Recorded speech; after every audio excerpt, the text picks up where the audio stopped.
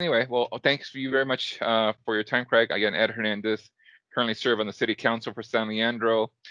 Trying to do what I can to support our community in this moment of crisis, the pandemic, and civil unrest that we've seen in the last few weeks, and then the closure of restaurants and people really not eating out, offices shutting down. So a lot of the catering that you're probably used to doing maybe not happening as much as such as like other events, like there's benefits in San Leandro that I've seen you at, even with the city. So the challenge is how are you sort of adapting to the environment, you know, and maybe tell us a little bit more about your catering business, why you got involved, how it all started, and where did the name come from? Some ideas. Well, thank you for having me. That was a loaded question, quite a bit to unpack there. So I'll do my best. No Try worries. try to dot all the i's and cross the t's. Yeah. So Pinx, we're a full service catering company. We're doing events and catering throughout the Bay Area, and that's corporate, private, social, the entire gamut. How we started about, 9 years ago, San Francisco Street Food Festival. We won a contest on Facebook selling our sweet potato pie, stuffed waffle, salted bourbon caramel sauce. Uh, we won the contest outright. Exactly. Taste explosion. Got a free booth, and on that first Saturday, Sons to the Public, we moved 2,000 units. Wow. Exact. That's what I said. From which point, I told my wife we're going to be doing this. This makes sense.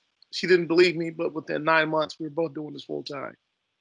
And Ah, that is, yeah. So backing up a little bit further, in the name itself, Pinks, it's a riff for my wife's name, Pinky. yeah. So we had some friends over to the house who were trying to tell us we should start a business, and all the names we came up with, trying to combine our names, Pink and Brown, Craig and them. Nothing was as smooth and elegant as Pink's, which speaks to what we do: elevated comfort food. Yeah, no, I've had some of your food. Phenomenal. I mean, I've gone to some city events, and when you're there at the Cherry Festival, I think I had the mac and cheese with the lobster. So that was really good. So I really enjoyed that tasting and the opportunity to enjoy that food. Like, whoa, this is amazing. So how has COVID-19 affected your business overall? COVID 19 has been the harbinger of doom, but we refuse to listen to it. Great. Uh, with the nature of social distancing and shelter in place, essentially the pandemic has shut down all events. So where there were weddings and anniversaries and quinceañeras and bar mitzvahs, those have all gone away. Mm, It doesn't make sense to have 100 people in close proximity. that's most. Similarly, with companies, companies aren't having events, whether it be meetings, mixers, the lunch and learns, all of those have gone away as well. So we've been two-thirds of what we were doing. We were doing social events, corporate, private events that have gone away. So now we've pivoted. So we're Hmm. providing, we've gone into the very impacted meal space with all the other restaurants. And we felt we were able to compete because what we were bringing was unique and different enough where we could bring meal boxes to the masses. Yeah. And so recently, the city council also sort of changed how much the meal delivery organizations like Grubhub and Uber Eats and other DoorDashes, how much they were charging 30, 40%, maybe in some cases for delivery services, so, and we've reduced it down to be more competitive. What do you think about that council move? Is it something that, previously benefited you, might hurt you? What do you see from, or is it, better because there's lots of people we're trying to feed and there's different offerings for all types of people? What's your idea around that? What are your thoughts? Well, I appreciate the city taking the actual move because and when as the nature of capitalism is, whenever there's an opportunity, folks will take advantage. Yeah. And many of the folks that have gone to the space that didn't have the infrastructure to take the orders were Hmm. relying on the Door Dashes and the Uber Eats of the world in order to sell. However, the fees are they impact you greatly when you're struggling for every dollar. So Yeah. reducing those fees is huge. We haven't yet relied on DoorDash or Uber Eats. We've been doing our own methods organically, largely because that fee associated with it impacts the bottom line so much. I Yeah. think we're just going to begin an entire separate value stream associated with that. I think next week at the Good. earliest, but it'll be specifically a certain menu set. These are the items we have controlled costs so that those fees won't affect us as much. But we appreciate any help government can provide helping us stay alive. Right. And so I appreciate, yeah, it's good that you're gonna be able to pivot towards not only doing what you were doing. I heard that you were doing some stay-at-home food options, but it's great to hear the other service line. Do you want to speak about that stay-at-home food options that you maybe promoted and I heard earlier from? Oh, awesome. Yes, thank you. So our stay-at-home option, often people are at home. People are at home working from home. They're also educating their children from home. Yes. Nobody wants to cook, and we respect that. We don't want you to cook either. So we'd rather that you do order from us, and we'll bring Yes. you a robust offering. So every week we send out our menu that we're able to deliver twice a week with our own team, keeping our own operation running. And we have a robust menu. We're partnering with local vendors, providing pre and probiotic beverages. We're providing artisanal ice cream. So, half of something is better than all of nothing. So, we're working with other vendors locally to keep our economy strong. Or do you have some dedicated clients or companies that are still offering or maybe using your services in San Uh, Leandro? in San Leandro, unfortunately, no. Hmm. Uh, when we first started the hospital, we were at first, but that has waned. And so now we're just here and there. There are a few in San Francisco. There's in the airport. There's one. There's also a vendor in Hayward. But other than that, it's really hit and miss with corporations. So Yeah. it's largely residential only. So what do you want to highlight some of your recipes or foods that you want to show off in case we promote this and say, hey, this is what Pinx is offering, and being able to understand what are some of the offerings and maybe how they get to you to get some of this great comfort food, this high cuisine food. Hopefully it's not too expensive, but relatively something that people can enjoy, twice a week maybe. I don't know. Twice a week would be wonderful. And so we are hoping that could happen. And for that reason, and I apologize, my dog's seeking attention, but we have a robust menu. So we have items all the way from $5 up to 20, so it can fit within your price point. Desserts, salads, and really it's hard to say because we're changing the menu every week to Hmm. highlight something new and unique. My apologies, I thought I killed that. No, it's So fine. we have something unique. So last week we did the lobster mac and cheese. Okay. This week we're doing lobster scampi. We're doing our rosemary cheddar waffle with the fried chicken and the honey butter sriracha drizzle. We have uh, short rib loaf. It's something different every week. There are Yeah. about 20 different items we're doing every week, which are Wow. different, unique, including salads, vegan, gluten free. Just all you do is call. Yeah, and you're based out of the tech camp and then the Westgate. Are you up there? Is that where you're based? Yes, sir. We're still located in Westgate, Gate 510, second Yes. floor. And then how many people are working with you? How many people are you employing here at San Leandro, or have you working with?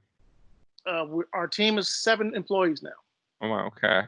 Yeah, You had to take out, and were you able to benefit from the protection program that they were out there or something like that to maintain the paychecks? Is that something you were able to take advantage of, or any other grants? we were able to get the only grant we were able to receive was the PPP, and that was the second round. We received that, but that's running out quickly. So we're hoping and we're keeping our ears out for anything else that's happening, because again, Yeah, our operation is greatly impacted. great. And understanding there are some golf tournaments going on, different events like that. Are you tapping into the Monarch Bay opportunity there? Maybe there's a partnership right there, maybe opportunity. There's maybe some school festivals that might go virtual. I'm just not sure, how are you tapping into different resources, opportunities, or how is the chamber helping you as well? Maybe if you want to speak to some ideas, or what are you brainstorming with? No, I appreciate that. We do try to maintain our operation with the chamber as well, the virtual events, and we're looking to try to see how with virtual events, because it is an event, we still want to connect everyone so they feel they're at the same by Correct. having food delivered to all the above. We're Yeah. still working out the logistics of making that happen, but that is the key on in the next normal, as it were, with the virtual events. That's how Mhm. we can coordinate food delivery so all the participants locally can have our meals and enjoy together. Yeah, because I know my daughters had like this father-daughter dance, and then we would normally go to the school gym and they would have the meal there. But since we couldn't come together, I suggested, well, why doesn't everybody order from some restaurant or location and they bring you the food, or you go pick it up and you still have the experience of spaghetti and meatballs, which is what they loved. I'm like, okay, whatever. But yeah, because I know I'll be doing an event with the mayor late August. I'll have like a Zoom meeting, and there's other events that go on. So I just want to make sure I can plug you in where it makes sense. And then if you want to give me a shout out to your website, and that'll be helpful. So that way, when we do sort of cut it down, we can sort of speak to where you're at and how people can get a hold of you. Absolutely. And anytime you have an opportunity, please do check out our website, www.pinxcatering.com, all one word, and that's spelled Pinx as an X ray, catering.com. Perfect. And okay. And do you have a phone number if people want to give you a call and have questions? Absolutely. Our telephone number where we can be reached is 855-984-PINX or Great. 855-984-7469.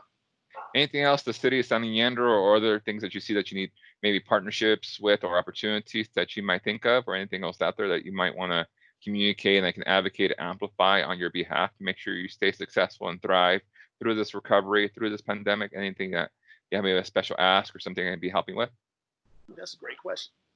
The special ask, if there are any meetings, any type of meeting where there are 10 or more employees, whether it be virtual or in person, folks like us need those orders to stay alive. Those are our life's blood. And how are you sort of delivering? How are you keeping your people safe? And when you deliver the food, can you speak about some of your COVID protocols that you're setting up so people know that when they order food, they know what to expect when you get there and not there, and so that way everybody stays healthy and safe? Given that we're in sort of the surge right now.